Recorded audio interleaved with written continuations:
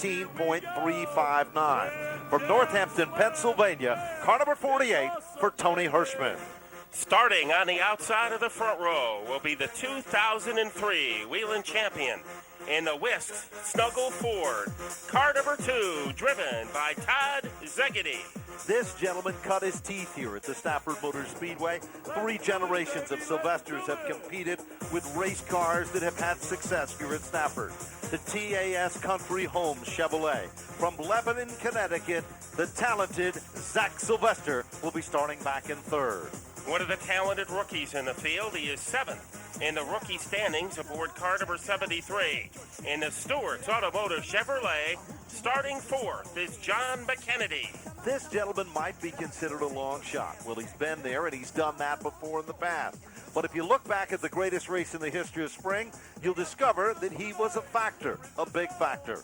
Will he be the big factor here tonight as the driver of the Atlantic Sprinkler Chevrolet from Rocky Hill, Connecticut, car number 41?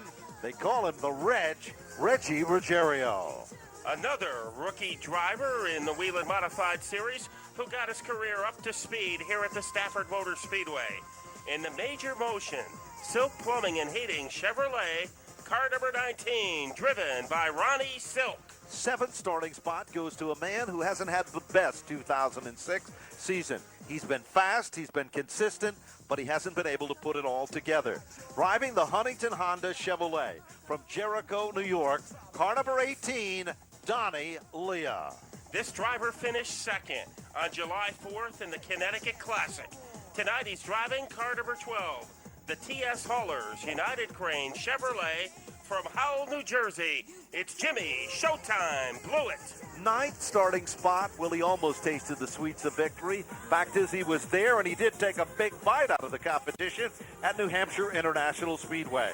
The Raymar Hall Liberty Limousine Chevrolet from Meriden, Connecticut. Remember this name. He's among the most talented new drivers in modified competition. The driver of car number 28, James Civali. 67 victories, 6 championships.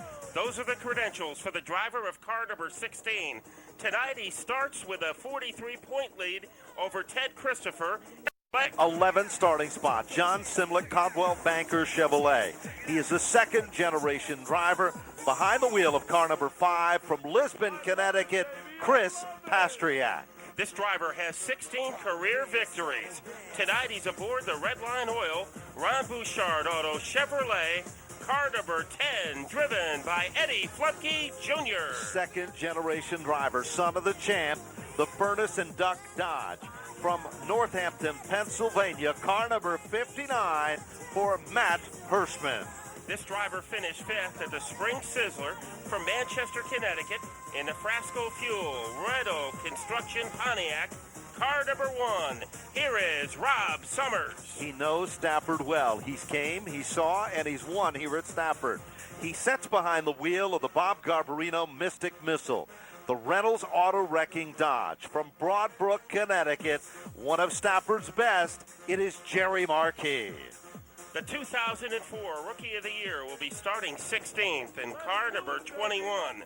Superior Oil and Lombardi Inside Out Chevrolet providing the sponsorship for Ken Berry. 17th starting spot, car number 58, the Riverhead Building Supplies entry for Kevin Goodale. Starting 18th in the Robbie's Propane Cape Cod Copper Chevrolet, here is Eric Beers. 19th starting spot, the number 71, the Roberts Auto Service Alexander Sheet Metal Pontiac for Kirk Alexander. 3 career wins for the 1990 champion in the Perth Amboy Spring Ford from Howell, New Jersey, car number 99, Jamie Tomeno. Multiple feature event winner on the Whelen Modified Tour, the Blewett Motorsports, number 66 out of Howell, New Jersey for John Blewett III. This driver comes off a win in the SK Modified feature in the Pasquarello Electric Corporation Pontiac.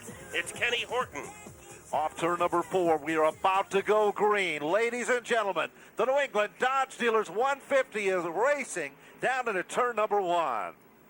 And it is Tony Hirschman to get a slight jump over Todd Zegedy. And now Zegedy is able to rocket his way into the lead. Zegedy moves into the lead, takes it in deep, drifts up the racetrack. And off the turn, they come back to the stripe. Zegedy. Sylvester sets in the 3rd spot. Jimmy Storis slides down through the center of the infield. Will he keep it fired up? Will we remain under green? Let's see what happens as they head off turn number 4. And Jim Storis literally backs almost onto the racetrack. Bizarre move for the driver of car number 47. Boy, it was almost a bizarre move for Todd Szegedy as he almost lost it in turn number 3 as Jim Storis is able to get that car moving. So this should be a pretty brief caution. But Szegedy almost lost control and was able to get it back in to keep his second place position. Todd Szegedy went so deep into turn number 3. Most drivers literally break about the Mystic Pizza sign. But for Szegedy, it was up around the CarQuest sign when he got on the binders. Yes. And you saw the smoke come off the wheels. Zach Sylvester had the best seat in the house to watch, but he backed out of it just momentarily. Let's go down to pit road. Earlier in the evening, we talked about Tony Hirschman and his comments about tires. Well, the tires, we're not talking about wear. We're talking about how long it's going to take the tires to come in because it's cooled off quite a bit, and there's a lot of different rubber compounds on the racetrack. We're going to find out very soon if Tony Hirschman is going to know exactly how the tires are going to come in. Let's go to Andy. Thank you very much, Tony. The driver sitting in spot number 2 is Todd Szegedy, former series champion. He has brought his Loudon, his super speedway race car here, the car that they campaign up at the New Hampshire International Speedway. They've made some changes on the car, and it's Todd's favorite race car. Why? Because it's the color blue. Todd Szegedy almost won the pole for today's event. He was just beaten by Tony Hirschman. Hirschman, the last driver out. Does Todd Szegedy want to lead? Heck yeah, talking to Phil Moran, the crew chief, they want to lead every lap and win the New England Dodge Dealers 150. You know, there's another story that is pretty much the same as the Szegedy deal. The car that James Civali is competing with in this event was a brand new race car they took to New Hampshire International Speedway. You remember the story, the highs and lows of racing there. They brought that car here to Stafford, and James told me earlier today, he said that car turns here at this racetrack. And remember, James Civali had the win in New Hampshire for about a half an hour before the officials looked at the video and gave the win to John Blewett. So John Blewett has a 2-race winning streak on the Whelen Modified Tour, 1 race at Stafford and 1 victory in New Hampshire. Remember, the last victory of the Whelen Modified Tour took place last Saturday at Riverhead Raceway, where Ted Christopher in the 36 team were the stars of that show. Get ready, place your bets now. We're going racing off turn number 4. And it's a good jump for Hirschman as he gets the best of Szegedy, but only temporarily. Look at Szegedy just freight train his way down the backstretch, and it looks like Szegedy is going to grab the lead again. It sure is. Szegedy takes it in deep. Zach Sylvester in the Reg is battling for the 3rd spot as they come off the turn. Now throw Ronnie Silk into the mix, but Hirschman is your leader. He'll bring him back to the line. Zach Sylvester moves to the bottom of the racetrack. Battle is for 2nd. The Sylvester family-owned race car challenges for the runner-up spot, and Zach Sylvester, by a wheel, has taken over 2nd. Look out, here comes Ronnie Silk. These are all graduates from the SK Modified division, the 15, the 2, and the 19, Matt. Ronnie Silk had a lot of confidence today in qualifying, and he wound up a starting 6. And right now, he is going up against a veteran with 43 career tour victories, Reggie Ruggiero, and is able to hold his own against the Reg.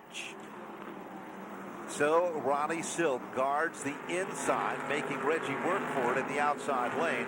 It just doesn't happen that time as Reggie drops back into the 5th spot. Who's up to 6th? James Civali, who is 7th. Donnie Leah, who is 8th. Jimmy Blewett, who is 9th. Chris Pastriak, and who is 10th. It is Matt Hirschman. Out of the top 10 is Mike Stefanik and Jerry Marquis. 9 laps and counting in the New England Dodge Dealers 150. And some drivers always seem to run well at certain racetracks. Donnie Leah always has had success here at Stafford. Even though he's never won, he always seems to run very well here. Sure does, and he's showing that as we speak with 10 laps now complete. Hirschman still runs the picture-perfect line on the racetrack. Zach Sylvester is still running in 2nd. The Whisk Tablets machine sets in the 3rd spot, and then it's Ronnie Silk in position number 4. Zegady's got some big horsepower there, Matt. He can literally reel in on the back bumper of Sylvester coming off that second turn. That car is quick, real quick. He raced pretty hard in the first handful of laps, and maybe he decided to preserve that car, and he was able to tuck it in behind Zach Sylvester. Things are getting a little close at the front between Sylvester and Hirschman. Remember, during Spring Sizzler weekend, there was a little bit of controversy that surrounded Tony Hirschman and Zach Sylvester. It was on a restart. Zach admitted he went in a little bit too deep on the restart, and there was some contact with Hirschman. There was no love between those two then. Tonight, whole different day, whole different deal, and Sylvester is chasing the big dog. Tony Hirschman with 5 career championships, including back-to-back titles. It took him a long time to learn how to be successful at Stafford. He said what he did, he took everything he ever learned about racing, did the exact opposite, and that's when he started to have success at Stafford Speedway. In the old days, drivers like Ronnie Bouchard had success here at Stafford because they were patient. They let the racetrack come to them. For Tony Hirschman, he is a patient driver, and he does just that. You'll never see him literally run the car that hard early in the event. He'll run it just enough to maintain his spot and maintain the lead. Story is not the same for a lot of other drivers that are now really working their car over early. 16 laps into this event, the field is kind of strung out single file formation, but believe me, it's going to change soon. Reggie Ruggiero trying to take a shot against Ronnie Silk. Now drops back in car number 41. Tony Hirschman is noted as the best in conserving his tires on the tour. And a lot of people said the reason Ted Christopher had such a successful run at the championship a year ago, he started to drive like Tony Hirschman does. He sure does. Let's go down to Andy Crane. Well, Ben, you see Zach Sylvester having such a strong run, it could be the man behind the wall. Kevin Crowley was the crew chief for Donnie Leah when Donnie was having all his success last year. Crowley now jumps over the DeTaz 15 team, turning the wrenches for Zach Sylvester, and you can see the young gun now having a very strong run, sitting in the spot number 2. And that team has struggled throughout the 2006 season. Kevin has supplied a good race car, but they've had no luck at all. Will it change here tonight? Remember, this racetrack is where Zach Sylvester's name first emerged when he won an event for the SK Modifieds during Spring Sizzler weekend. Since then, he's went into a dry spell, and now he's hoping to change that here tonight. But it's very tough to win your first career win at Stafford Motor Speedway. Doug Colby was able to do it earlier this year, and he said that really surprised him because at Stafford, the big guns like Hirschman and Stefanik and Christopher and Todd Zegedy always run strongly here. When you talk about crew chiefs, there's a thing called chemistry. Nobody knows exactly what it is or how it works, but for some teams, that chemistry is the magic that happens. Remember Donnie Leah with Kevin Crowley? They had that chemistry for a while, and then both of them will agree it just went away. That's not the case here tonight. There's a lot of great racing action with a lot of great chemistry going on there. I think the surprise in the first 22 laps, Matt, and you'll agree with this, is Mike Stefanik, the point leader, and Jerry Marquis. They are not strong at all during these first 23 laps. Is that part of their strategy? Now, a week ago at Riverhead, they ran together like you're seeing them run right now to get to the front of the field. There, they are veterans. They are very crafty, and they are very, very good at what they do. And it's a little easier to move up to the front here at Stafford Motor Speedway. Stefanik in car number 16. Nobody has won more tour races at Stafford Motor Speedway than that man. So true. You remember we talk about other Whelen Modified Tour events. Everybody left New Hampshire International Speedway not only talking about the finish and who won, but talking about Tony Stewart. They were talking about what happened on the racetrack, and they were talking about what happened off the racetrack. When Jerry Marquis, one of New England's own, met up with Tony Stewart, and Tony Stewart said, well, that's why I'm here, and you are there. That didn't set well with modified people, and it didn't set well with Jerry Marquis. Jerry Marquis said let him stay at the Nextel Cup and start crashing cars and leave our cars alone. As there is Jerry Marquis. The first time I ever went to Stafford, Ben, Jerry Marquis was a winner in a division that no longer exists, the All-American Sportsman, so he has been at this game for a long time. We've got 3 cars involved. The 76 of Tommy Bull spins to the inside of the racetrack. The 36 of Teddy Christopher. There's a surprise. Remember, he is in striking distance for a title here. Talk about the highs and lows of motorsports, the roller coaster ride. Teddy Christopher comes out of the box, one of the biggest, most prominent car owners, big-time player in the sport of NASCAR Whelen Modified Tour Racing. Looks strong. Boom. It's all over. It's done. Well, done for a while at least. Ted Christopher doesn't have a ride, finds a ride in the 36 car, goes off to compete at Jennerstown, and guess what? Put it right to the front of the field, man. Which is a pretty amazing statistic. That car, the 36 car, Ed Whelen, the car owner, the original driver of that car was Mike Iwanitzko. That's right. He had some physical problems at New Smyrna. Yep. And then moving into the car was Mike Andrews. And now it's Ted Christopher, the third driver to be in that car in the past year. Sure is. And Christopher's done well a week ago at Riverhead Raceway. He went to Riverhead. He said, I really didn't know what to expect out of this race car there. Got into the car, did not run all the practice sessions, said the car was fast right out of the box, went out, went to the front, and he was the big winner. But right now, Ted Christopher's heading down on pit road. Ronnie Uhouse, the number 6 car, is also down on pit road as we speak. So is Chuck Hosfeld in car number 79 and Eddie Flemke Jr. in car number 10. Now, an interesting story surrounds the 79 car. It was very quick in practice, but when it came time for time trials, the car tightened right up, and it was not fast. He said, I'm very disappointed in what we turned in time. Chuck Hosfeld, think about this, Matt. Chuck Hosfeld drove in the Craftsman Truck Series, came back to modified racing. The geographic location where he's from in upstate New York, it is Troyer Modified Country. Drove what they call a Troyer car. For those of you that don't know, the 36 of Teddy Christopher, that's a Troyer race car. Had success, won races there. Left the 4 car, which was a Troyer car, then went to compete and fill the big seat, and I'm exaggerating in this one, previously held down by Todd Zegedy. He won a title there with that race car. It was a CD-style race car. Had success, did well there, and now behind the wheel of a Raceworks race car. So this guy is talented, and he's good, and he can get the job done in almost every type of chassis that is offered. And he's a student of the game. He pays attention to all the other divisions at the track to see where people are having success on the racetrack. He's not only, it didn't just come easy for him, he also works very hard at racing. Sure does, and it shows, and it will pay off, and it has in the past. 30 laps are now complete in the New England Dodge Dealers 150. Car number 48 is your leader. It is led for 30 circuits. Zach Sylvester. 15 is running in second. Todd Zegedy is third, and the 19 of Ronnie Silk sets in the 4th spot. 5th position, Reggie Ruggiero as they come off turn number 4. Back up through the gears. Donnie Leah had a problem of getting his car up to speed. As now Zegedy moves back into second. Here comes the Red hot Reggie Ruggiero. Not too old to play the game of modified racing. He's back and he's looking racy.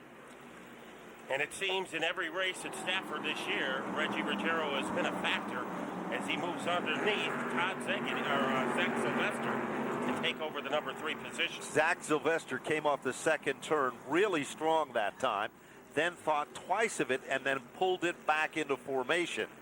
Ronnie Silk still among the top 5 cars with car number 19. Then it's James Civali. Civali told us the toughest thing he had to learn in racing was to be patient. He said, I'll admit it, I was a bull in a china closet, but I'm not that way anymore. Well, the expert said, show us, and he has done just that in 2006. Mike Stefanik has come to life as he just got underneath Jimmy Blewett to pick up a spot. He left his buddy, Jerry Marquis, back in the, well, way back in the weeds in this one. And John Blewett, he's also coming to life. Eric Beers seems to have a problem It has not been a good year for the Boulder Racing number 3. Eric Beers lives on Mud Lane in Northampton, Pennsylvania, about 2 houses down from that other famous racing team on the modified tour, Tony Hirschman. So you have 3 drivers in this race from one town, Northampton, Pennsylvania. On the same street in the same neighborhood. What are the odds of that? Now John Blewett in car number 66 moving into the 59 of Matt Hirschman, one of the talented members of the rookie class of 2006, and Hirschman isn't giving Johnny any room. He certainly isn't, and good battle going on right there, as you had pointed out. Other battles that are just as impressive. Doug Colby has been very patient, waiting for his time. Remember when he won the greatest race in the history of spring. John Blewett. What makes John Blewett such a great driver when it comes to these Touring Series events, Matt? Experience. He has won at all kinds of racetracks. Now he is trying to go to the outside of his brother Jimmy. So the battle of the Blewetts, we saw it on July 4th. We're seeing it again tonight. And once again, as happened on July 4th, John Blewett gets the best of his younger brother.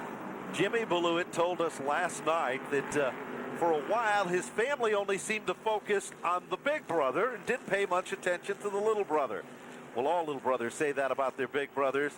But after they got John winning races, they decided that Jimmy could do the same. And on home turf, back at Wall Stadium, the Blewett boys are well respected as the toughest and the best in short track racing there. Well, he said that he used to go to the track and criticize his competitors. So they said, well, if you know so much about racing, why don't you get into the race car?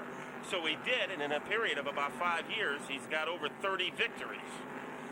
Doug Colby trying to climb underneath the 59 of Matt Hirschman. Doug Colby, remember, he started 25th in the field, and he has started to patiently thread his way up toward the upper tier of the field. The car owner, the crew chief, the Chase Racing family, they have had successful race cars. Some of the drivers that have won events for them here at Stafford include John Blewett, include Ricky Fuller, and the cast goes on and on. So Stephen Park sat behind the wheel of the Chase Racing car over the years. So they know this racetrack well. We've got trouble again. Jim Storris. Same Backs thing. it up. Oh, almost hit Anthony Civali. Weird move, a strange situation there for the second time. Storris spins and then backs out onto the racetrack. Boy, I don't think Anthony Civali expected that, but he was able to avoid contact. But the NASCAR officials, I'm sure, are going to be looking at that and do a little scolding over the radio to Jimmy Storris, who has run on a limited schedule. We are in the third caution of the event. It comes out on lap number 44, field under single file in this New England Dodge Dealers 150. Don't forget about this Tuesday's big event here at Stafford. It is history in the making. If you were never here for an historic event at Stafford, be here on Tuesday. 1,500-pound race cars, 800 horsepower, names, big names like Steele, Bobby Santos III, the Kid, backed by Ford Motor Company, come into play on a racetrack that he knows better than Steele and some of the other top guns. Will Teddy Christopher be here in both the big car and a midget? Nobody knows the answer. Come here and find out. Don't be left out. Don't end up next Wednesday or Thursday hearing everybody talk about this incredible event and you weren't here. Get here for the big one. Be here Tuesday night. I'll guarantee it's going to be a night that you'll remember. It's not just a race, it's an event, Matt. Action on pit road, Ben. An event right there. Donnie Leah leads a brigade, followed by James Civali. Yep. Chris Pastriak, Jerry Marquis making a pit stop. So is Colby, Jimmy Blewett, Matt Hirschman, Eric Beers, Eddie Flemke, the Ellington Express, Tommy Bowles, also Robbie Summers there. So lap 46, Andy Crane will be on the scene to tell us if anybody is going to be changing tires early. Remember, a week ago, it was, or the last time we were here on July 4th. Well, let's go down to Andy and find out what's happening. Well, James Civali right now took 2 rear tires. He throws the car in reverse, runs over the jack. Crewmen scramble. James Civali will win the race off of pit road. Right now, also behind him, in front of him, is Eddie Flemke. The guys are making an adjustment on the rear. Guys are complaining about a loose race car right now. Loose race car is the word up and down pit road as we go up pit road to Tony Sutton. I'm with Eric Beers, the number 3 car. No tires being changed, but the battery is dead. The crew has gone over the wall to change the battery on the 3 car because Eric was losing power as they go back out without changing the battery because they couldn't wait any more longer on the line. Wow, a little bit of surprise that drivers were changing cars this early. Changing tires 1/3 into the race. And normally when you make a tire change this early, Ben, it's because their car isn't working well. But we had about 20 cars then who weren't going up to the way their drivers wanted them to. But remember, it has been a steamy, hot summer and a steamy, hot season so far on the Whelen Modified Tour. Tonight, the temperatures have dipped down into the high 50s and 60s down to Tony on pit road. Eric Beers is back in now. They're trying to get the battery. Well, they have changed the battery real quickly. They're putting the bonnet back on the car and get Eric back out on the racetrack. His crew very quietly brought all the electrical tools over to change over the electrical because they were losing power and the car was starting to break down. Matt, Tony Sutton's been watching a lot of English Yes. racing television with the bonnet deal there. But right now, Tony Hirschman moves back in front, and Reggie Ruggiero is right there with him. look out. Here comes Zegedy. High, wide, and handsome to the outside of the Reg. He's been patient. Oh, trouble. Kirk Alexander in the middle of that. Donnie Leah, Jerry Marquis among the cars involved. But there was one car that hit solidly at a ton. Cars involved in the mix-up. The 77 gets away. Doug Colby. Jerry Marquis' car is up there, the 4 car. And there is one car directly beneath the NASCAR Dodge Weekly Racing Series marking, and I believe that it is possibly the 71 car of Kirk Alexander. It might be the 73 of McKennedy. Is it very tough to tell the number? Doug Colby got a flat tire out of the deal. Marquis able to drive away. So the number 4 of Jerry Marquis heading back down to pit road. The 77 is now down on pit road. Andy Crane is down there covering the action. The 79, Chuck Hosfeld's machine. Right front damage. Down here on pit road, guys, Chuck Hosfeld limping an injured race car to the attention of his crew. He swings into the pit box. Crew Chief David Hill on the radio with the hot shoe right now, who's hot in the race car, just said, we just got caught up in somebody else's mess, guys. They're looking at the right front part of the race car. They're going to jack up the race car and start to look at what is damaged. Right behind him is Jerry Marquis. Marquis almost the same damage. It's the right front that took the brunt of the injury. He's now in the pit box. Greg Schroeder calls the shots for the Mystic Missile. They're over the wall right now. They're going to try to make repairs to a very damaged right front for Jerry Marquis. Now to Tony Sutton. Well, Donnie Leah in the 18 also damaged in that. The crew has got all kinds of front-end parts out. The car is coming behind the wall. They're not going to work on it in the pit box because they feel they can get more done behind the wall as Donnie Leah in the 18 limps down off the racetrack and his crew waits for him. Jerry Marquis trying to get that car back into the competition here, but you can see that front wheel still literally peeled back on the Bob Garbarino number 4. Ronnie Uhaus, the green number 6, returning to the competition. 76 of Tommy Bowles there as work still continues. The 18 of Donnie Leah is being yanked to the middle of the infield behind the wall. There is Leah's car, and we're going to take another look and see if we can figure out what happened. Down the back straightaway, there's the 71 of Kirk Alexander, and it almost hard to tell. Let's see if we get another shot at that. I got an idea, but I'm not going to speak before I look. Well, the 73 was also involved of McKennedy.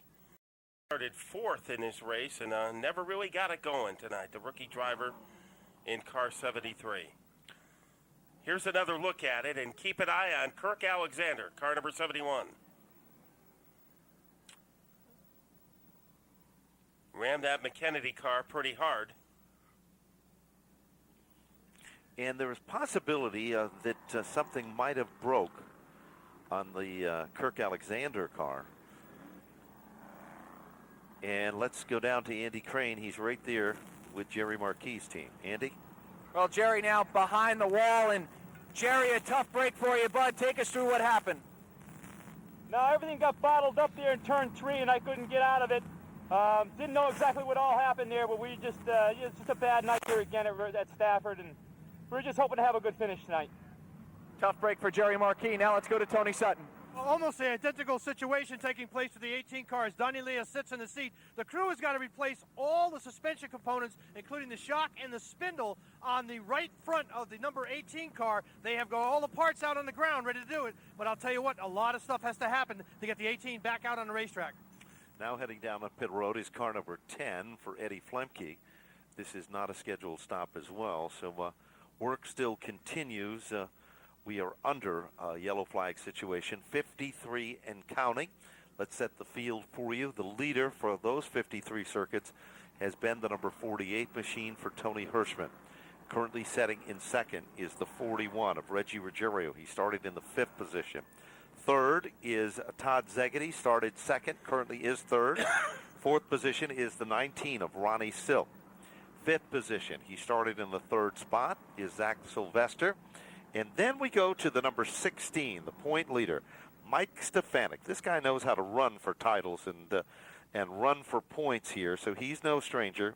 Started in the 10th spot, dropped back to the 15th spot, and now has emerged back among the top 10 cars. Good run also being turned in tonight by the 21 car for Kenny Berry. Good to see him running well. John Blewett, the 66, is next. Then it's Kevin Goodale's machine and the 36 of Teddy Christopher. Down on pit road, car number 12 for Jimmy Blewett is back down to the pits. During this past week, Brad LaFontaine is considered one of the gurus of Troyer Modifieds. He was involved as the crew chief, heavily involved with this race team. Because of business commitments and other personal situations, has left that team. It was a mutual agreement by all standards, but it's hard when you have a situation like that. You're right in the middle of the season battle, and all of a sudden, everything changes around you. But Eddie Partridge, the car owner, said that they had a lot of success before Brad LaFontaine arrived on the scene, and they expected to have a lot of success now. As we get ready for a restart, Tony Hirschman and Reggie Ruggiero located in the front row. Off turn number 4. And the green is back out. The leader is still Hirschman, but the red is right there. Crafty move to get to the bottom of the racetrack by Ruggiero. 3 wide Wow, action. Zach Sylvester on the attack. He made the move to the bottom, and that car is sticking on the inside. Ronnie Silk drops back to the 5th, making the 6th spot. Here comes Sylvester. Trying to get a spot away from Todd Zegedy. And look at Kenny Berry, Matt. Right big behind surprise. the 19 of Ronnie Silk. Little contact between Sylvester and Zegedy, and that cost Zach some momentum. Sylvester still gathers it back. He sets in the 4th spot. Kenny Berry's up to 5, and guess what? There's Stefanik. Mikey's back. And we knew he would never really go away as he just dive bombs his way underneath Ronnie Silk. Little trouble for Storis again as he almost got tangled up with Robbie Summers. Anthony Civali on the outside of Summers. Good action there as now Teddy Christopher and Ronnie Silk duke it out. But that is at the bottom of the top 10. Look a little further back. We've got a gaggle of cars here, Matt, and that's where the problem is. Danger zone up ahead. And it is, that gaggle is headed down the backstretch right now with Summers trying to stay clear. Trouble for Summers. Hits the wall hard. Robbie Summers, a rocket. Just nails turn number 3 wall, and Anthony Civali is there with him. Caution flag comes out. And Ben, you predicted that one. You saw it coming as a bunch of cars collected together, and that time Summers collected the turn 3 barrier.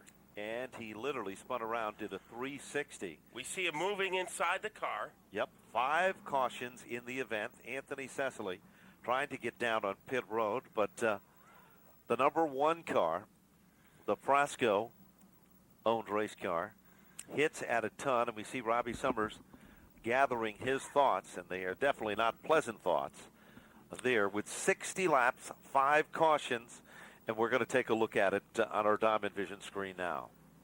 And these are storm clouds waiting to explode. That's right. There's the danger zone that we were talking about. Everybody running tight and very competitive. And from that vantage point, it almost appears that Summers, in an effort to guard the spot, slipped up just a bit, did not realize that Civali was alongside, and there you see the Summers car hits at a ton. Robbie Summers is going to be doing some super modified racing too this season. So he's traveling tonight to get to Mansfield, Ohio, where he is going to be competing in a super modified race tomorrow. Robbie Summers is a very competitive guy. Whatever he's done in his whole life, as a youngster, he was into BMX racing. He was the best in the country at one time. From there, he went to bodybuilding, highly respected in the bodybuilding business. And the Reg is down on pit road, speaking of respect. So is Todd Szegedy in car number 2, Ronnie Silk, Mike Stefanik, and Ted Christopher. So they decide to make a potential tire change on lap number 61. We're not even halfway, but plenty of action on pit road. Perhaps the big surprise here tonight is going to be Kenny Berry, who's already up to the 3rd spot. Now let's go down to Andy Crane. Reggie Ruggiero hits pit road, guys, as they change the right side tires. Now they come around to change the left rear. 3-tire stop for the Reg and the Atlantic Sprinkler team. Trouble, looks like trouble with one of the air hoses. They had to make a quick switch, and trouble for the left rear tire on Reggie Ruggiero. Ted Christopher's down. He took 3 tires. He's down and away. As trouble for Reggie Ruggiero, losing spots on pit road. Let's go to Tony Sutton. Well, Ronnie Silk was in for a 2-tire change. They had to back the car up because he was so close to the Reg, he couldn't turn the wheel and pull out. But they managed to get the tires changed, and he's off pit road. Well, you know, they talk about races being won or lost on pit road. You might have witnessed just that. Now, the drivers who decided to stay out and not change tires, Tony Hirschman in the 48, the 15 of Zach Sylvester, and Ken Berry in the 21. Remember, James Civali in the 28 already made a pit stop. So, not unusual strategy for Tony Hirschman, because he is recognized in this division as being the best in tire conservation. So if anybody can squeeze 150 laps out of one set of tires, it would be Tony Hirschman. And all these yellow flags we've had in the first half of this race have to be helping Hirschman. It certainly does, and we're kind of surprised because it is much cooler tonight than it has been at almost any tour event that has been held this season, that there is that much pitting going on early before the 75-lapper in this event. So that comes as a surprise, but this competitive Whelen Modified Tour division is loaded with surprises here. Let's set the field for you. 63 laps, the field is being given. The clenched yellow flag, an indication that next time we should be going to green. Leader is still Tony Hirschman. Camco Products, the sponsor of the race car. TAS Country Home, Zach Sylvester alongside of the front row. Then it's Superior Oil, number 21, for Kenny Berry, inside of row number 2, and James Civali. Row number 3, John Beluit. Then we've got a car that we believe is a lapped car, the 47 of Jim Storis. And let's go down to Tony Sutton. Well, Zach Sylvester's crew, they've been talking to their driver, and I said, what's he saying? They said the car is tightening up very nicely after 4 or 5 laps, and he said the tires are working well. They think they can go to distance. Well, maybe the most aggressive driver tonight has been Zach Sylvester. We'll see how he handles it on this restart against Tony Hirschman. Off the turn. Remember what happened on Sizzler Weekend. It's all reversed, and Hirschman and Zach Sylvester are wheel-to-wheel side by side down the back straightaway. Here comes James Civali. He's up to 3rd. Sylvester in a dogfight battle with Hirschman. Civali down low. Remember, that's a super speedway car for Civali, and he is really getting some super power out of it as he dive bombs his way underneath Zach Sylvester. Almost took a shot underneath Hirschman. They call it an old wives' tale, but when you want a brand new race car for the first time and it runs good, it's kind of like an underwritten rule that it's going to be a good race car every time out. That's the story for Civali's number 28. It was so strong in New Hampshire right out of the box, and it's just as strong here tonight. Down on pit road, the 71 of Kurt Alexander back on pit road as we speak. Well, Tony Hirschman, as we said, he did not change tires, neither did Zach Sylvester. And remember back on July 4th, the last time we were here for a Whelen race, Jimmy Blewett tried to go from start to finish without a tire change, and he was eventually tracked down by John Blewett. But none of the trouble. Ronnie Uhouse goes around. Ronnie Silk's rear end of the car breaks away, perhaps a lower control arm, and the 41 of Reg is involved. Teddy Christopher was right in that pack of cars as well. The Silk race car, the rear end literally ripped out from underneath the race car, but now he gets it headed back in the right direction. Amazingly enough, the right front wheel is peeled off, and take a look at the rear end. It is not where it's supposed to be. The left rear isn't in too advantageous a position either. The Grasso brothers maintained this race car. Pretty successful car. Eric Beers has put this car into victory before. Zach Sylvester drove it at the North versus South shootout and finished in the catbird seat, finished in second with it. So a lot of drivers have driven this race car and have an awful lot of success with it. Ronnie Silk doing a fine job tonight, but again, if you don't have luck, you don't have much. Part of the reason for that success, kind of an underrated race team, the Grasso brothers, as we go to Andy Crane. Down here with Frank Gasper, the crew chief for Tony Hirschman. What's the pit strategy? Is Tony going to try to go 150? Yeah, we're going to try to go the whole way. We're out front right now, so that's the best position to be in right now. Any concerns? The cars behind you, most of them have taken 3 tires. Yeah, there's always concerns, but hopefully they're not going to be able to come through the traffic. Earlier in the year, a lot of cars weren't able to come through traffic, so hopefully they won't tonight. That's the story for Tony Hirschman. Tony Sutton, what do you have? Well, I'm down here at Ronnie Silk's pit, and he has taken the belts off, which is not a good sign. The hub actually broke off on the left side, on the rear of Ronnie Silk's number 19. So the crew is moving real slow. Ronnie's getting out of the car. It is not a good night for Ronnie Silk. Now remember back to the July 4th race, we were talking about that before that last altercation. John Blewett was really the only guy who changed tires midway through the race and was able to come up through the pack. Other guys, like Mike Stefanik, kind of leveled off early and never really went up to the front like we had expected them to.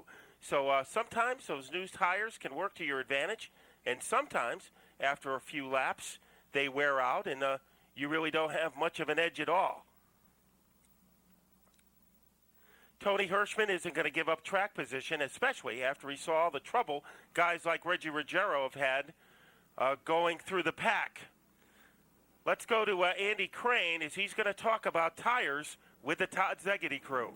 Well, Phil Moran's a crew chief for Todd Szegedy and the Whisk Snuggle team, and you guys came in to make a tire stop. How did the tires look, and are tires going to be the story before this one goes checkered? It's a pretty cool night out tonight, you know, and Tony's a pretty smart guy on how to save tires and stuff, but I feel we stand a pretty good chance of coming in, putting 3 on, and tires that we took off look really good. And we'll see what Todd can do with the Whisk Snuggle Ford. Get her up to the front. That's the story down here with Todd Szegedy, guys. Okay, we're ready to go back to green flag racing. Pace car pulls off, heads down on pit road. Get ready. We're going back to green. Last time, it was Sylvester on the outside. This time, it's James Civali. Off turn number 4. Slight advantage to Civali. Trouble! Trouble right on the start. Hirschman, Blewett. And Blewett. Houlihan, Christopher. Took a hit that was unbelievable. John Blewett, Tony Hirschman, wow. Just as they were coming up to speed,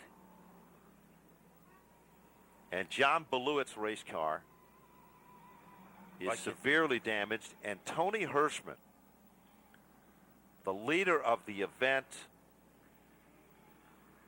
You see him moving around in the race car. Yep, both of those drivers. Boy, it looked like the front end of that Blewett car had a lobotomy. Sure does. The entire front end, the front frame rails, the front suspension literally extended and pulled off the race car. John Beluit is getting out of the car very dejectedly.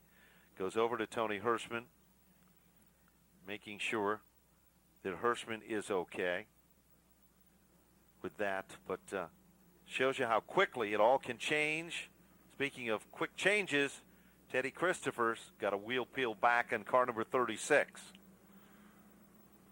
Well, Tony Hirschman won't have to worry about tire conservation now, as it looks like his night will be coming to a premature end at the halfway point of tonight's New England Dodge Dealers 150. Remember, Matt, here, key point in all of this is Hirschman is running for the title.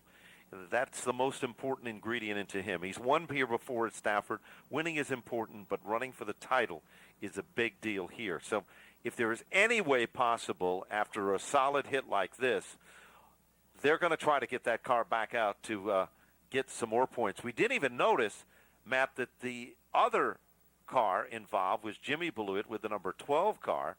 The left front suspension peeled back on that race car as well. So let's go back down in pit road. Well, I'm at the Ted Christopher pit, and the same kind of damage has happened to the 36 car that has happened to several of the cars.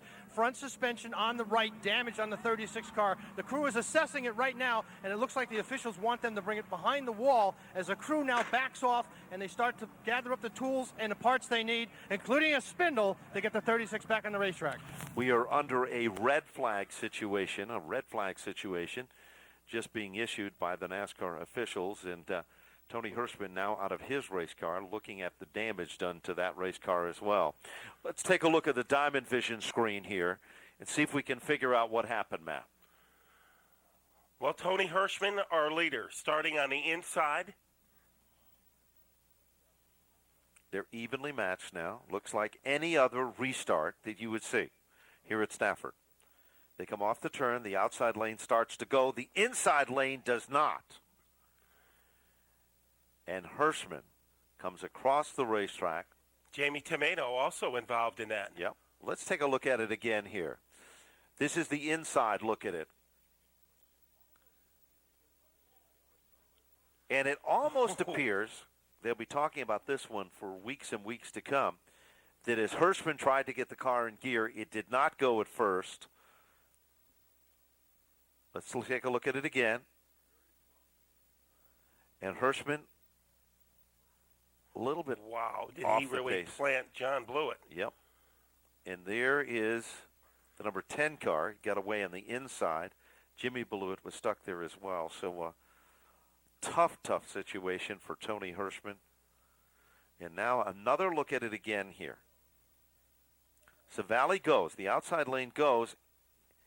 And then all of a sudden Hirschman does not. And the car darts across the racetrack. And he hit John Blewett right between the sixes.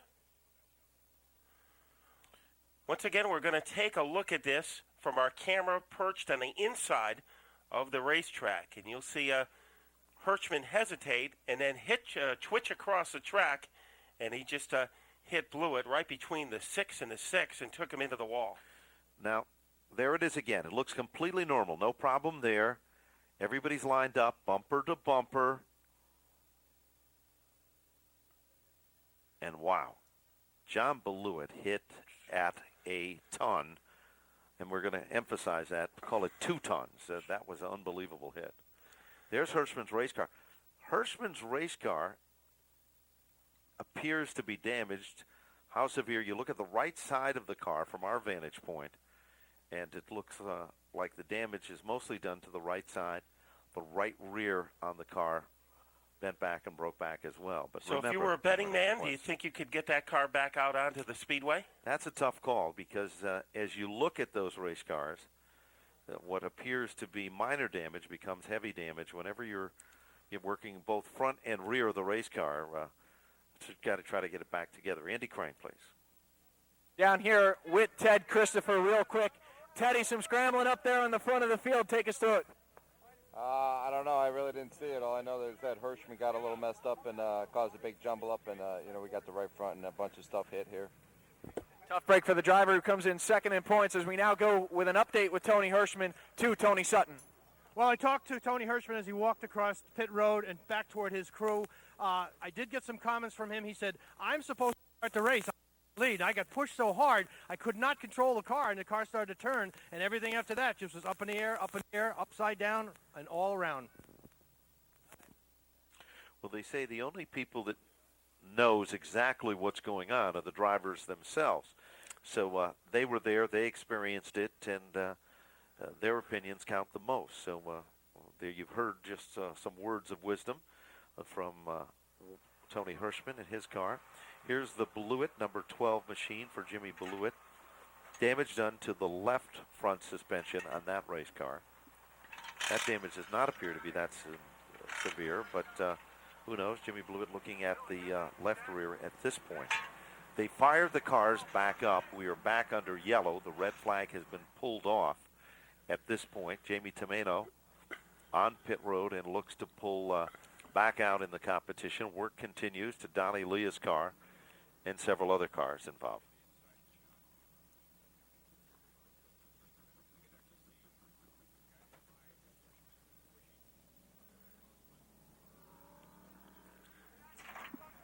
Now, Tony Hirschman said that he was just waiting to start the race when he got hit from behind. We are going to take a look from the inside again, and let's see if we can tell what happened.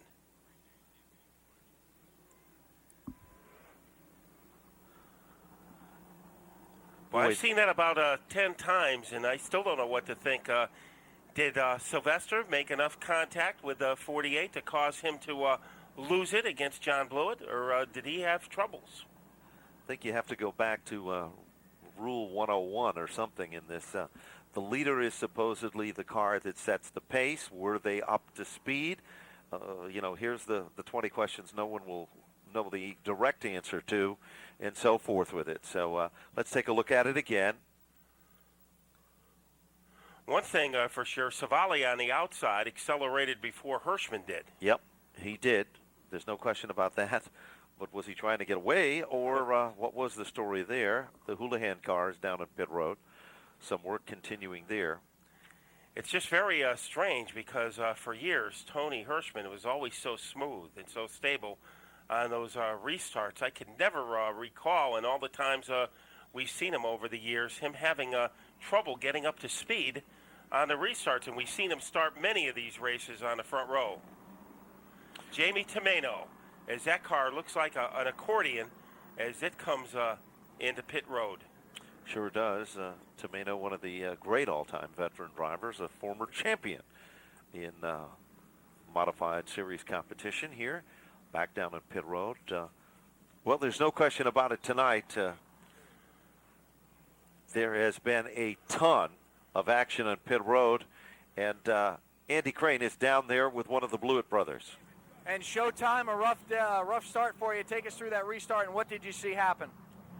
Well, I couldn't see too much in front of me because there was a lot of smoke, but it looked like the 48 got turned sideways up in front of my brother, and he had no place to go, as well as the rest of the field. It's a tough luck tonight. We had a good car, running 10th there after the pit stop, fresh tires. Feel we had a good car fun, but that's racing. What are you gonna do? Tough break for showtime. Jimmy Blewett, guys. Let's go up pit road now with Tony Sutton. Well, I just spoke with John Blewett, and he took one look at his car, turned around and just shook his head. I said, are you all right? He says, yeah, I'm fine. When I asked him what happened, he just shrugged his shoulders, and he is holding his wrist, but he says he's fine, and the crew has a lot of work to do just to get it back in the hauler. Well, he's one tough. The scorers need to tally those numbers. And we're back up through the gears, and Zach Sylvester is the leader. And Zach Sylvester goes around. Wow. Not the smoothest restart, especially from Zach Sylvester's perspective. James Civali is now in command. Kenny Berry is running in second. And you know what? Chris Pastriak is showing that he learned his lessons well watching his dad and his uncle competing in these touring events here at Stafford, because he's up to third. The Ellington Express, Tommy Bowles right behind him, and then Matt Hirschman and Mike Stefanik duking it out. But Civali has opened up a little bit of a gap between himself and the combination of Berry and Pastriak. So Matt Hirschman's up into the top 5. Mike Stefanik goes to the outside. And Storis has got a handful of race car. Slightly off the pace there. So with 81 laps now complete. And James Civali, it would kind of be appropriate for Civali to take down his first career Whelen Modified Tour victory here at Stafford. Well, maybe one Hirschman is out of the race, Ben, but the other one, Matt Hirschman, is able to get by Mike Stefanik momentarily. So whenever a rookie can get underneath the 6-time champion, it means that Matt Hirschman with that new set of tires must be hooked up. Sure is, and with Stefanik is Todd Szegedy, and the Reg is back to life. And Jerry Marquis is also back into this one. But wheel to wheel, Stefanik and Matt Hirschman. Matt Hirschman runs 2 different race cars, a black one and a white one. They are owned by 2 different people. So it's kind of a unique situation. They pooled their resources to try to run the full schedule on the tour. And Matt Hirschman is another one of those very talented young drivers in the series. Yeah, he's trying to contend for the rookie title, driving for 2 different car owners. He starts tonight second in the rookie points behind James Civali. And that's going to be a tough act to beat, Matt. Well, he's down by 22 points heading into this race, but he got the best of Stefanik, didn't he? As the persistence paid off. Right behind Stefanik right now is Todd Szegedy. Remember Szegedy with a 3-tire change on lap number 61. And now he is going to work underneath Stefanik. Remember, James Civali pitted on lap number 45. He went down to pit road, he pitted, they put on a tire. So the story might have been an early pit stop for Civali that's going to give him a big advantage in this one, Matt. Well, they call that quick pitting, don't they? And that's what Civali did. Is Stefanik is able to rumble underneath Szegedy. So some brand names like Ruggiero, Szegedy, and Stefanik are having a good battle deeper in the field. But at the front, Civali has a pretty substantial lead over Ken Berry.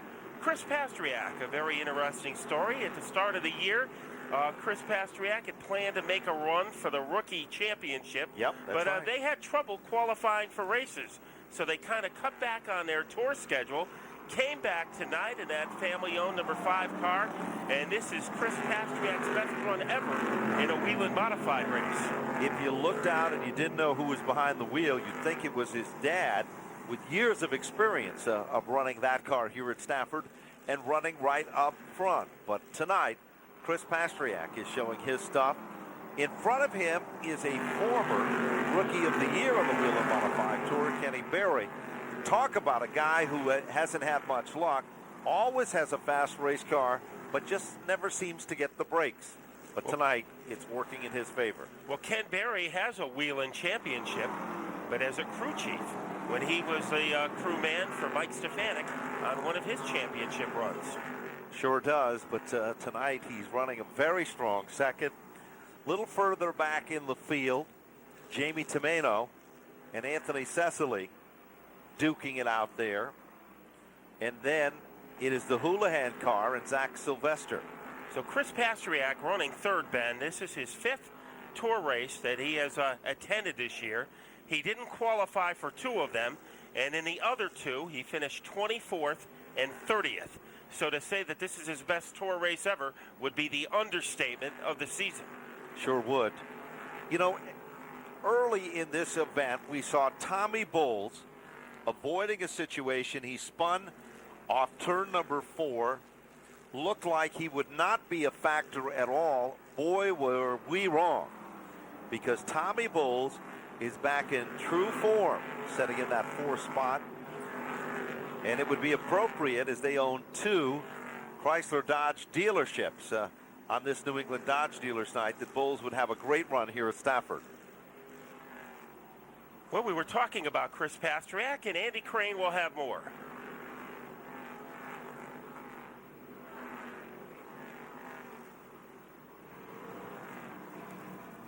Well, I'm with Charlie Pastriak. What is Chris saying to you, Charlie? What is Chris saying to you? He says everything's going pretty smooth here. We're kind of riding along, you know, trying to get to about 30 to go. Then I said he could go race it. Now over to Andy. Another driver sitting in his dad's race car right now is Ken Berry, the former Rookie of the Year, talking with the 21 team. They say the car is very stout. They're just logging laps right now. They can see James Civali in front of them. They don't need to make a run till that quick final 50 to go. Art Berry told him, Ken, wait till 50 to go before we really start to show what the 21 has. Well, they are just 3 laps shy from 50 laps to go, so if they've been saving anything, they've got to show those cards now. But it is a great run going on between the Reggie Ruggiero, Tommy Bowles, Chris Pastriak, and Kenny Berry. And James Civali, if you've got a stopwatch, you'll discover he isn't slowing down one bit. Consistently hitting his marks on the racetrack, Civali has got the field covered as lap number 100 will click off when they come back to the line map. Well, the heartwarming story of the race, in my opinion, right there to the left of your screen, Tommy Bowles in car number 76. I agree. At the start of the season, the first race of the year at the Icebreaker, during practice, he hit the wall. Lost the car, wasn't able to compete. Came back to Thompson for their second race. Didn't qualify. Only finished one race this year. That was 4th of July at Stafford, where he finished 15th. So Tommy Bowles, at this time last year, he was kind of in the mix for the championship. This year he's had a rough season, and he is getting the best of Reggie Ruggiero. 2 red cars, 2 veterans, putting on quite a show. And what a show it is down the back straightaway. The Reg can reel him in, but not enough steam to get the job done. Back to the front of the field. Well, Art Berry said his son will show you what he can do in the final 50. We are there, but James Civali is pulling away. Now, don't forget, before Ken Berry was a Rookie of the Year, he got his career started right here at Stafford Motor Speedway in an SK Modified. So another SK graduate. The Reg now trying some different strategy on Tommy Bowles. Went from the high side to the low side, but couldn't pull it off on that circuit. Behind him is still Matt Hirschman, Mike Stefanik, Todd Szegedy, and Jerry Marquis. You know, every driver has a hero. For Chris Pastriak in car number 5, he kind of likes the 41, Reggie Ruggiero. As he said, Reggie Ruggiero is still one of the best drivers on the series. The reason he hasn't won that many races, he's kind of been a part-time performer the last few years. But he says Reggie Ruggiero still has the skill that enabled him win 43 races. This past week, I had the chance to talk to Mike Stefanik, and whoa! Bowles goes to the outside, and oh, trouble! Bowles hits a wall. Oh, heartbreaker there, but keeps it going. Perseverance. Yes, sir. Good for Tommy Bowles. He does not have a surrender flag in his glove compartment. Meanwhile, the 77 of Doug Colby has been in and out of the pits, and Colby is back out of the competition. Stefanik said when you look at the top drivers of the Whelen Modified Tour, you discover one thing, that they are all individuals in their mid-40s to mid-50s. He said that is described in one word, experience. Teddy Christopher is there, the Reg is there, Jerry Marquis is there, and even Tony Hirschman is there, and so is Mike Stefanik. Reggie Ruggiero is there in 3rd place now as he got by Chris Pastriak. So maybe the Reg was saving something for the final 42 laps as he has moved from 5th into 3rd and is now chasing after Ken Berry. He is looking strong. Matt, you and I picked him as a big factor in this race here today. We talked about it earlier during qualifying. He has always had great runs at Stafford. Didn't take him long to catch up to the 21 car.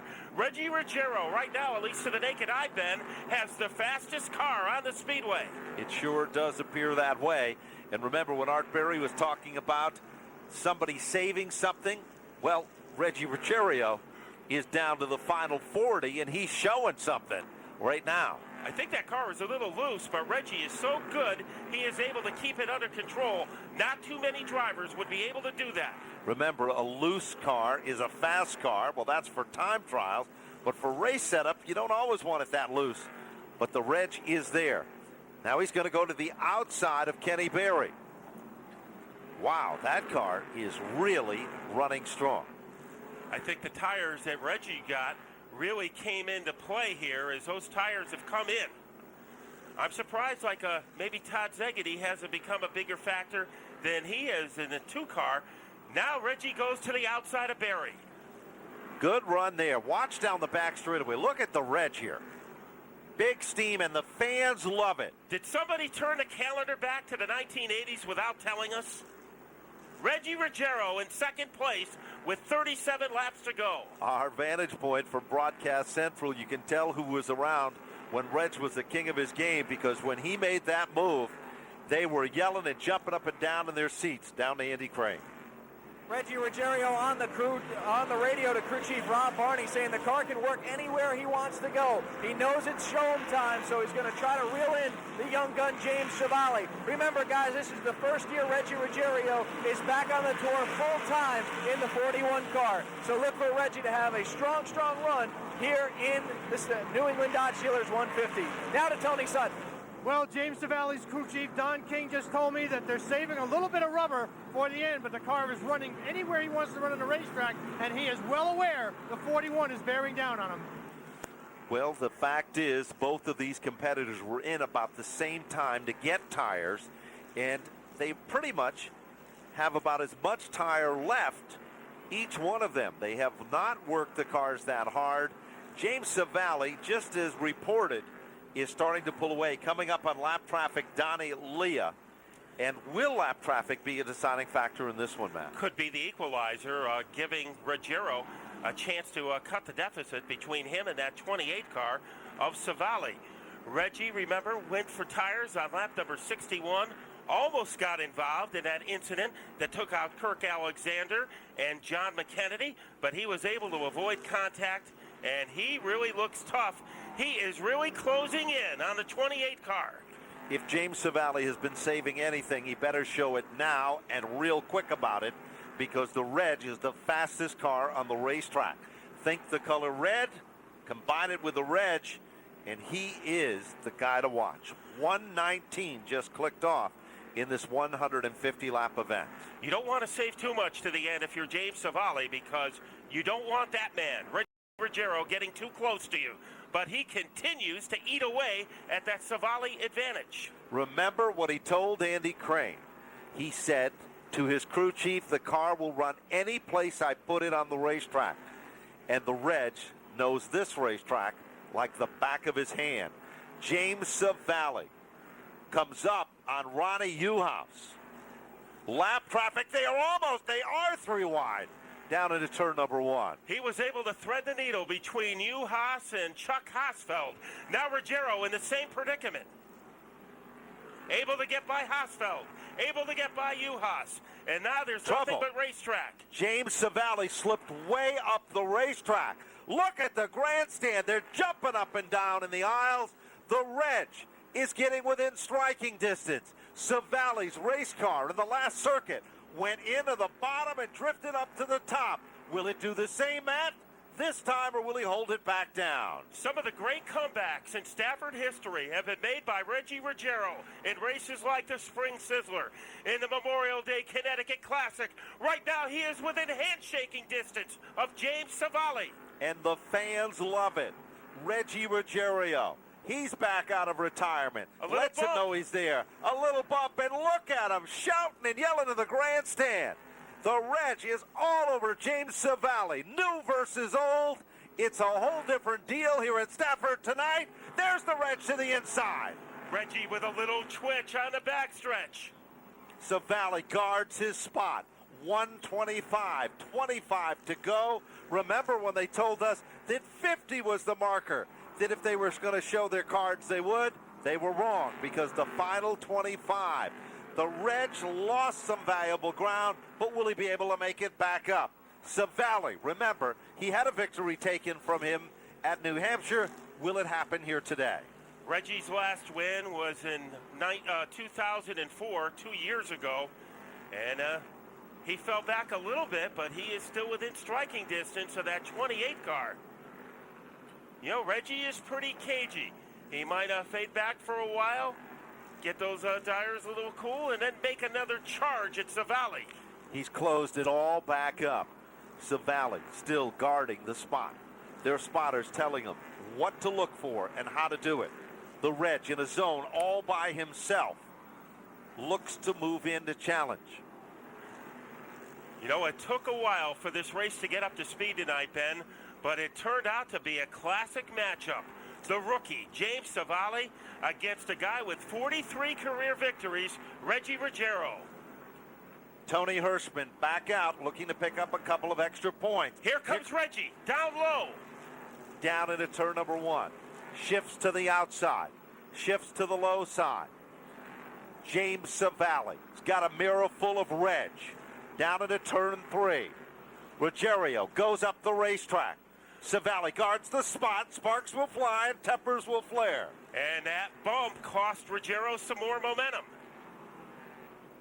Civali, 20 circuits and counting down.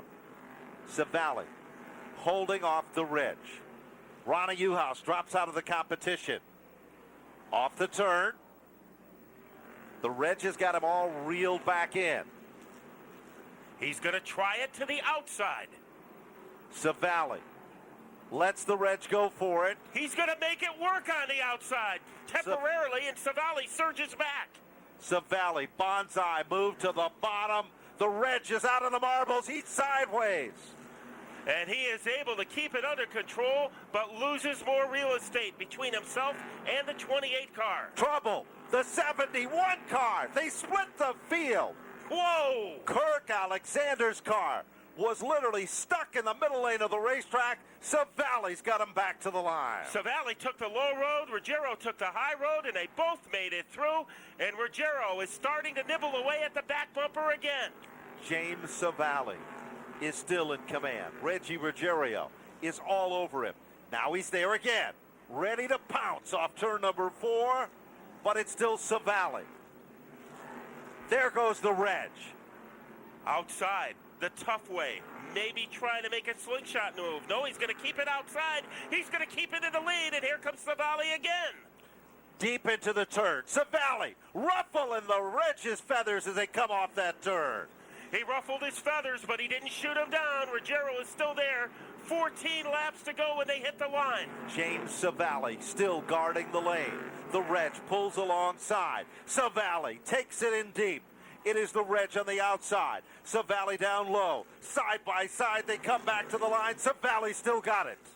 But not by much. Here is Ruggiero trying to swing off the corner. He is even with the 28 car. Once again, a slight advantage for Ruggiero, but whenever he seems to have the answer on the outside, Civali makes a retaliation. Off the turn, Donnie Leah becomes the pick they touch. Down into turn number 1. Not many drivers would have been able to save it like Ruggiero just did. Gotta give the kid credit, too. He's there with the best of them, and he's not giving up with ease. Ruggiero is now in command. Trouble now. Ruggiero backs out of it. He's sideways, and Civali's back in command. And this is the biggest advantage Civali has had for a while. James Civali might be considered the luckiest guy here tonight, as he has gathered it back for more times than most to maintain the lead. Ruggiero still not out of this yet. Kenny Berry is still in third. Fourth is Chris Pastriak. And then it's the 4 car of Jerry Marquis. You know, during a long history at Stafford Motor Speedway, we've seen many classic battles. Stevens versus Flemke, Evans versus Bodine. But this has been one of the best tonight. It sure has. Civali versus Reggie Ruggiero.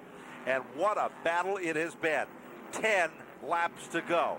If you think it's over with, you are wrong, because Reg is closing up the gap. Lap traffic. Will it become a factor?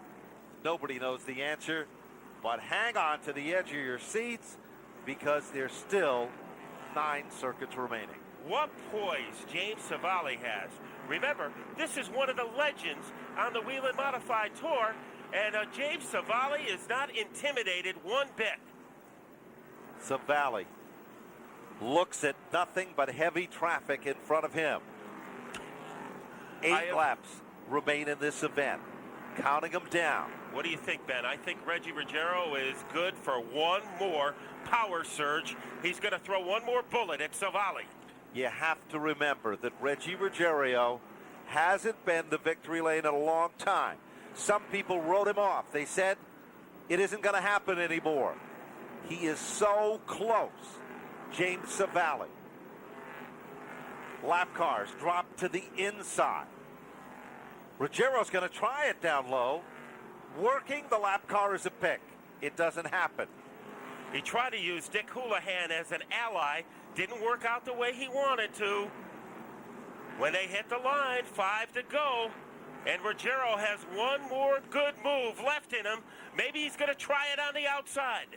Here comes the Reg, winds it up tight. But Civali still guards the inside lane. Reggie Ruggiero is there. Final 5. Down into turn 3. Lapped cars in front of the leaders. Pick and choose time. You know, Ruggiero has just not been able to find any room on the bottom, and he can't find it now with all that lap traffic in front of him. They go around the Hausfeld machine. Down into turn 3. It is still Civali. Next lap traffic cars become Tomeno and Cecily. 3 laps and counting. Ruggiero hugging the back bumper of Civali. He has not tried a bottom shot. Now he's going to try one underneath the 28.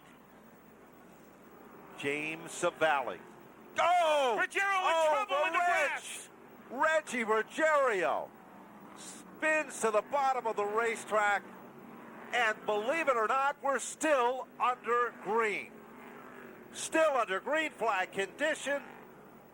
Talk about the highs and lows of motorsports. White flag is out for James Civali. Ken Berry in second, but a long distance to negotiate between him and Civali. Talk about a barn burner. They don't come any better than this here at Stafford. James Civali. He'll head off turn number 4. James Civali has done it. He's taken down the victory. He's won his first Whelen Modified Tour event here at the Stafford Motor Speedway. Best career finish for Civali, best career finish for Ken Berry, best career finish for Chris Pastriak. One more. Best career finish for Matt Hirschman. The top 4 all had their career best, but nobody's going to remember this one more than the driver of car number 28. It's not just the fact that he won, Ben, but it's who he had to hold off to get that victory. It sure is, and you have to give credit where credit. Reggie Ruggiero kept digging and digging and digging, and he never gave up. That's why Reggie Ruggiero is a champion, and he'll always be a champion in the eyes of race fans here at the Stafford Motor Speedway. But James Civali has done it. There'll be no photos looking at in this one. He's heading down to CarQuest Victory Lane. Second time out for the race car, and a second a win and a half. That's right. Ben, you've been around here a lot longer than I have. Have you ever seen 2 guys go at it for as long as Civali and Ruggiero did? I never have. I agree with you. It was just an amazing event, and that's what the sport of modified racing was founded upon. Great racing action, wheel-to-wheel competition. A lot of people counted out James Civali. A couple of seasons back, they said he's just a little bit too aggressive. He's not focused when he should be focused. They were all wrong. This kid's got a ton of talent. He's going to win a ton of races, and he is about to get out of that race car. He has done it here at Stafford. He's got the big Cheshire Cat smile on as he is about to get out of the race car. Down to Andy Crane with our winner, a very deserving James Civali. Thank you very much, Ben. It's James Civali getting set to climb out of car number 28. And the celebration begins. And James Civali, your first career win, is going to come holding off one of the sports legends, Reggie Ruggiero. Take us through that battle. You know, I knew he was a little bit better than me. He was catching me pretty quick. And our tires started to go away at the end. We got a little free. And I tried running away, but I knew he was coming. And I just tried to hold him off. You know, Don was saying, you know, it's a good points night.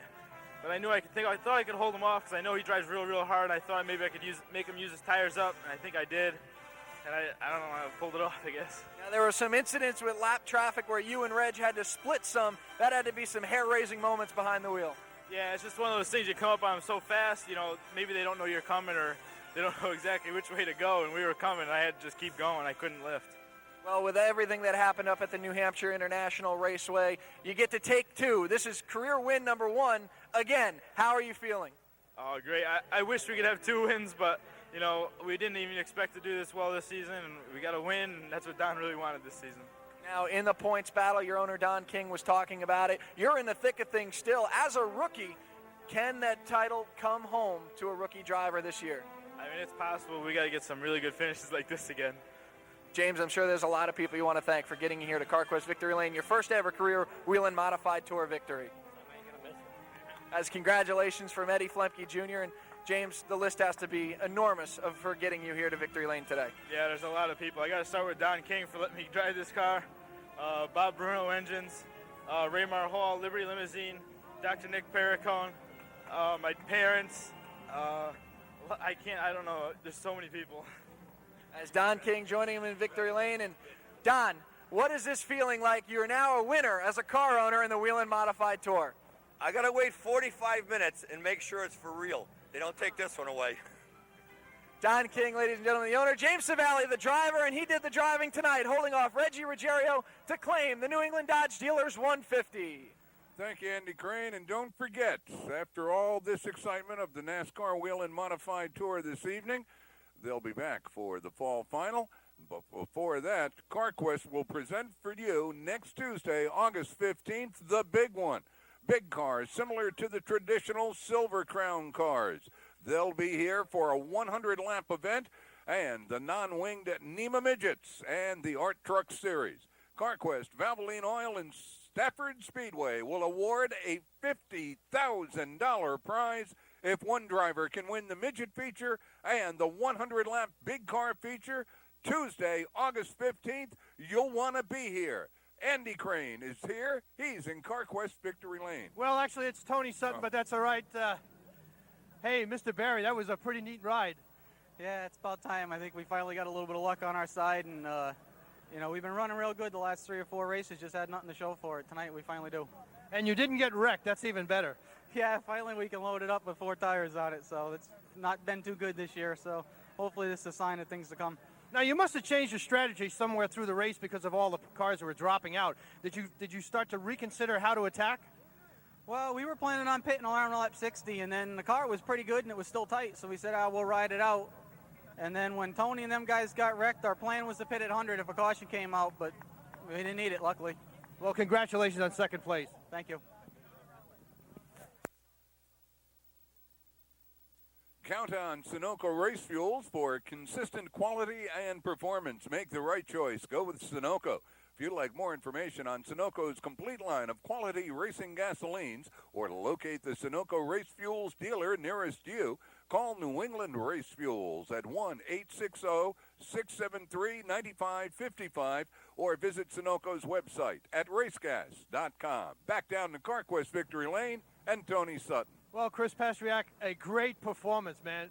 Just absolutely terrific drive. Oh, thank you very much. It's definitely my best run ever in a tour car. We short pitted, then we made it through the wrecks, and I mean, well, we kind of backed into the third, but it's better than nothing. I'll tell you what, just staying out of trouble out there must have been a task in itself. Yeah, I just got lucky when whatever happened with Hirschman on the restart, I barely missed it, and everybody else around me was in it.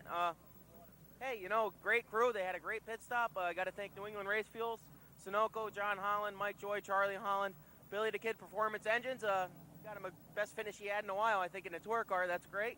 Dolly's Auto Center, John Simlick, Coldwell Banker. Thank everybody for coming and hanging around on a late night and watching a wreck fest. Chris Patriak, a great way to get every one of your sponsors in. You got it wired, man. Congratulations. Yeah, I got the speech before the interview.